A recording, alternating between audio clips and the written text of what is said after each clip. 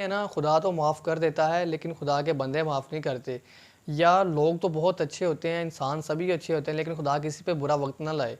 जब आप पर बुरा वक़्त आएगा तो इंसान लोग भूल जाएँगे आप कितने अज़ीम, कितने अच्छे इंसान थे, ये सभी इंसान भूल जाएँगे। अब बात करें जी सलमान बट साहब की। सलमान बट जो 2008, 9, 10 में लेजेंडरी हमारे बैट्समैन थे। ओडीआई और टेस्ट क्रिकेट का एक जाना-माना नाम था, दुनिया इनकी तारीफ़ें करती थी। कहती थी जी पाकिस्तान ने एक लेजेंड पैदा किया है, जिस किस्म की इनकी बैटिंग थी, अवाम इनकी दीवानी थी।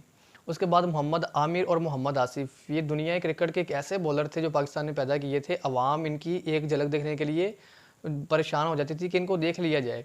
लेकिन नौजवान थे, इनसे गलती हुई। ये एक वक़्त आया स्पोर्ट फिक्सिंग में पकड़े गए 2010 में, इनको जुर्माने हुए, इनको सज़ा हुई 5-5 साल की। ये 5 साल क्रिकेट से बाहर रहे हैं।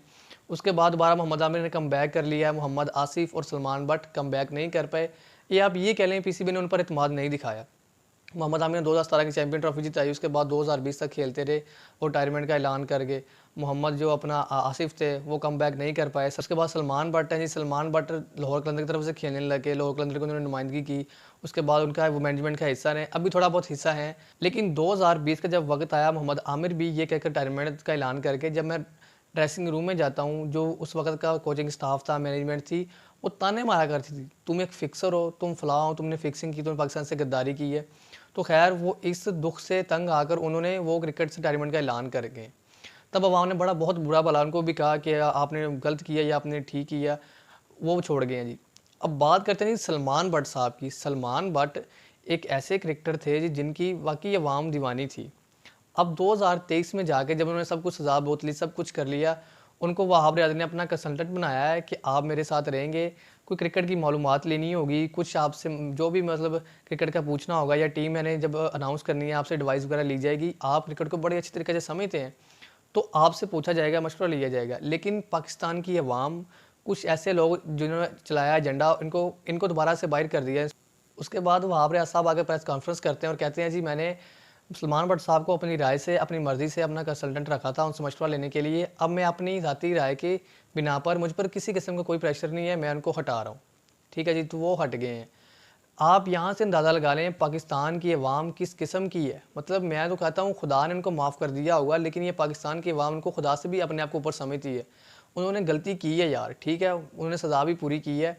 अब दोबारा वो उनको हक है, वो पाकिस्तान की नुमाइंदगी करें या पाकिस्तान की अब नुमाइंदगी चलो ना भी वो करें, लेकिन पाकिस्तान में वो कहीं ना कहीं पाकिस्तान का काम ज़रूर आए। ठीक है जी, लेकिन आपने उनको नहीं आने दिया। ठीक है जी, अब एक खबर चल रही है जी कि अफगानिस्तान ने उनको बुलाया, आप हमारी आके नुमाइंदगी करें, आप हमारी क्रिकेट का बैटिंग का कोच बन जाएं। लेकिन वो खबर है जी पहले की है, मतलब जब ये पीसीबी का हिस्सा बने हैं उससे पहले की खबर है। अफगानिस्तान ने कहा है आप हमारे हेड कोच बन जाएं। तो देखते हैं अब सलमान बट साहब उनकी ऑफ़र एक्सेप्ट करते हैं कि नहीं करते, या अब जो उनको पीसीबी से निकाला गया है तो अब वो जाके उनकी एक्सेप्ट कर लेते हैं या नहीं कर लेते, ये उनका ज़ाती फ़ैसला है, पर्सनल फ़ैसला है। वो करें तो ठीक है, ना करें तो वो भी ठीक है। लेकिन मेरा जहाँ पर जो ज़ाती मेरी राय है, मैं कहना चाहता हूँ कि वो जाके सुकून से कर लें, कोचिंग करें अफ़गानिस्तान कोच की, उनको अच्छी बैटिंग सिखाएँ कि जब दोबारा टफ टाइम दे ना पाकिस्तान को, तो आप सब लोग दांतों में उंगलियां छिपा कर देखें ये हमारे साथ क्या हुआ है। ठीक है जी, उमर गुल, आपने उमर गुल को नहीं पूछा, उमर गुल जाके उनका कोच बन गए अफगानिस्तान का, उनकी बॉलिंग उन्होंने अच्छी करवाई है, फिर पूरी दुनिया ने उनकी बॉलिंग देखी है। अब सलमान बट साहब जाएंगे तो वो भी ज़ाहिरी बात है बैटिंग अच्छी कराएंगे। उसके बाद आप ये लगा लें कि जिस तरह आप यूनुस खान थे, यूनुस खान को आपने मौका नहीं दिया, लेकिन अब आप जब आपको अकल आई है, आपने उमर गुल को बुलाया, सईद अजमल को बुलाया, आप यूनुस खान को भी बुलाएंगे। ठीक है, तो यार जब खुदा माफ़ कर सकता है, इतनी गलतियाँ हर कोई माफ़ कर सकता है। जब आपसे कोई गुनाह होता है या आपकी फ़र्ज़ कर लें औलाद से गुनाह हो जाता है, तो आप भी कहेंगे यार अल्लाह अल्लाह ताला ने हमें माफ़ कर दिया है, अब लोग भी हमें माफ़ कर दें, लोग हमें इस माशरे में हमें रहना है, हमें ताने ना दें। तो जब आप इतना कुछ एक्सेप्ट करते हैं तो आप भी सीखें ना, आप भी फिर इतनी गंदी ज़हनीत के क्यों, आप भी थोड़ा नेगेटिव से बाहर निकलें, थोड़ा पॉजिटिव हों।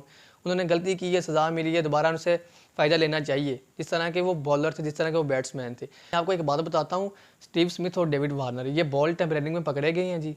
इन्होंने बॉल टेम्परेरिंग की है, फिक्सिंग की है, उसके बाद एक-एक साल इनको सज़ा हुई है, इन्होंने आके माफ़ी माँगी है और दोबारा ऑस्ट्रेलिया में खेल रहे हैं। ऑस्ट्रेलिया भी इनका अपना बाप मानता है कि जिस तरह के ये दोनों बैट्समैन हैं, जिस तरह दोबारा निखर कर ये ऊपर आए हैं, रीढ़ की हड्डी है ऑस्ट्रेलिया की, दोनों।